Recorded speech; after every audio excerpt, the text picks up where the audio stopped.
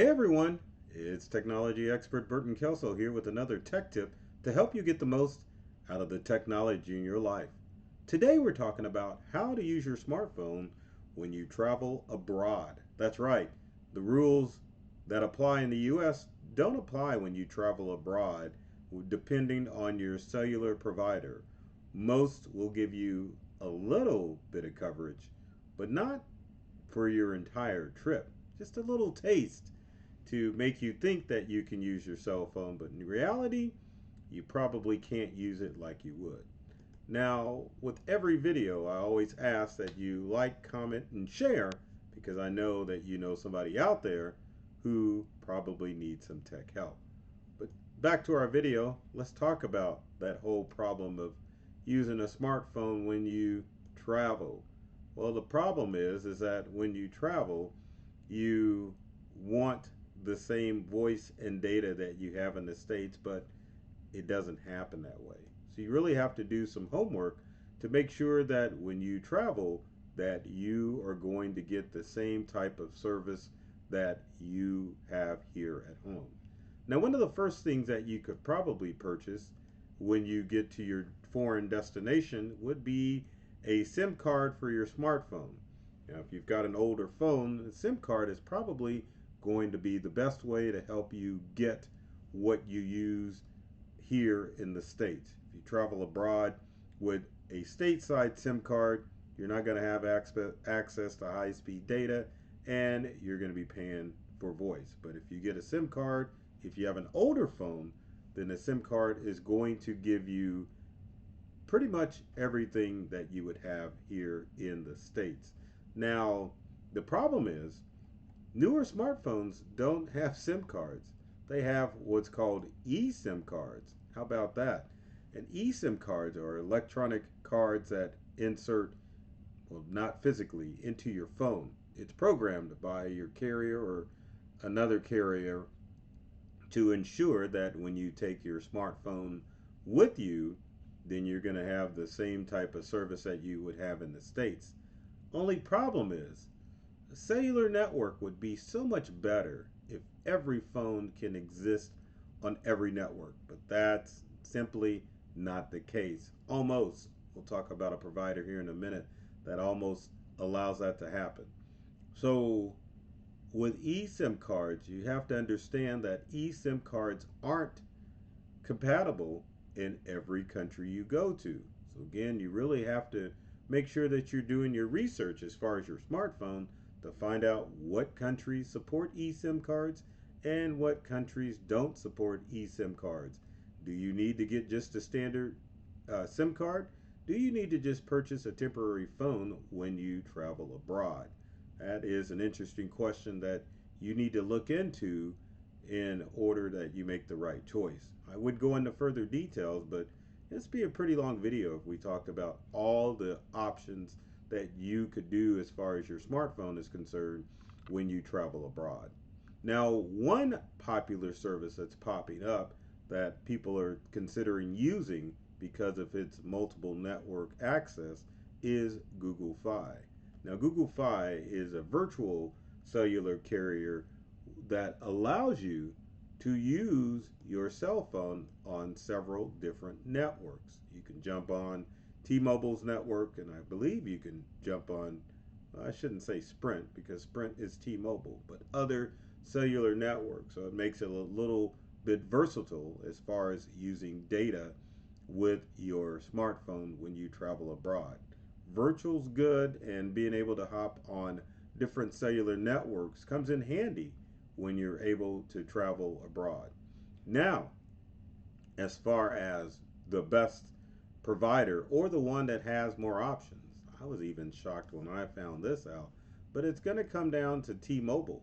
T-Mobile, although their plans are comparable to what some of the other providers give you, is one of the most robust networks across the globe.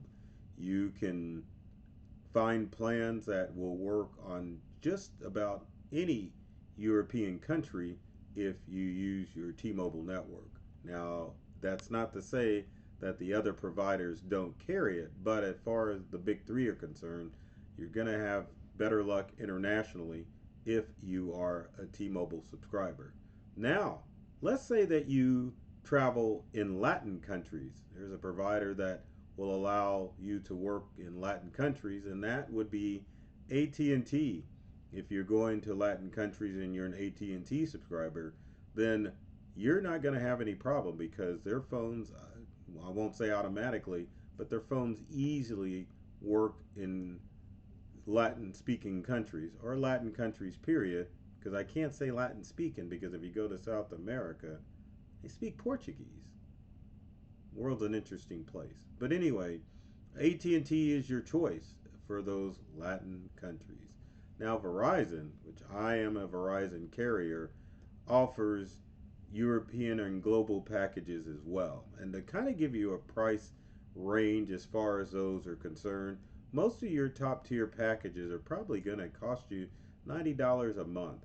Now, I know with some cellular companies, if you go overseas, they give you a little taste once your phone picks up on that network. You'll get a message on your phone letting you know how much data you have available. So if you plan on using your smartphone map system, whether it be Google Maps or Apple Maps, then you'll know how much data you have to work with. And I can tell you from experience, when you are using data for both streaming and for navigation, it can go through that data pretty darn quick. So whatever package you decide to go with your cellular company, make sure it's a robust package to ensure that you do all the same things on your smartphone that you normally would if you were here in the States.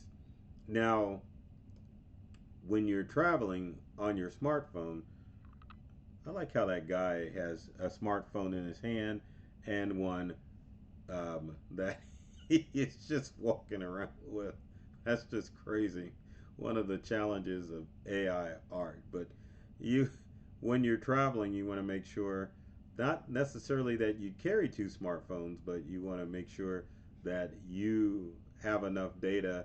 And we didn't even talk about voice, have we? Voice sometimes can be a challenge when you are traveling abroad because voice sometimes can cost, I'll say, 20 cents a minute. And that's with each of the carriers. So you really have to be careful if and how you do voice. One of the best things that you can try to do is to do Wi Fi calling with your smartphone. And all smartphones have the Wi Fi calling availability. Only challenge is that you would probably have to wait till you found a hotspot in your country or the country that you're traveling to in order to use Wi-Fi calling from your smartphone. One of the things you probably want to do as well is if you have a limited data package, then you want to make sure that you keep your smartphone in airplane mode so that it's not actually or accidentally using data on your phone or using up too much data. Conserve that data because it can go quick, especially when you're traveling. One other thing we didn't talk about are cruises. What are you going to do when you go take a cruise and you're out of the country on your smartphone?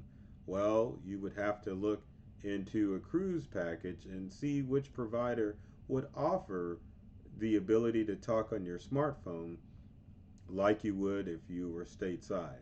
So, again, do your research, investigate, make sure that you plan your international trip thoroughly to make sure that you don't run into problems when you're using your smartphone abroad.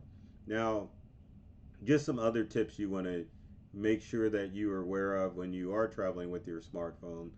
Don't hesitate to take a companion device to help you find your smartphone. So if you lose your smartphone, if it's stolen, you can quickly locate it. Find My Device for both Apple and Android devices is probably still a good option.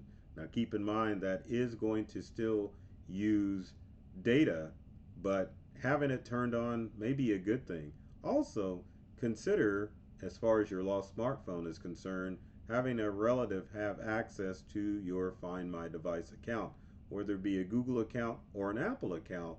If your phone is lost are stolen, then you can make it to your nearest hotel or phone and have a relative kind of give you ideas where that phone is.